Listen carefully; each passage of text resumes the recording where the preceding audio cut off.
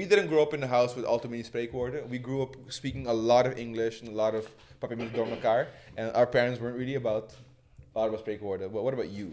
Same. No Yeah? spreekwoorden. No? No. Okay. I might have caught a little bit here and there on the streets, but no. All right.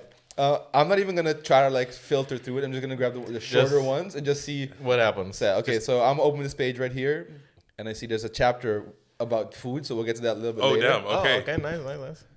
This is an easy one. Oh my God. Nothing awa palaba. Oh yeah, that one I've heard a lot. Like there, it's mom has said it often. So basically, no te agua palabra, which translates to er is geen water om te wassen. So it's basically like nothing you can do about it. Are you familiar with this one? No, I'm not. But it sounds about right. Though. Yeah, it says You never the heard of it? description I never heard says that. niets No. kan hem schoonwassen, niets kan hem verontschuldigen. Okay. So in this context, probably means like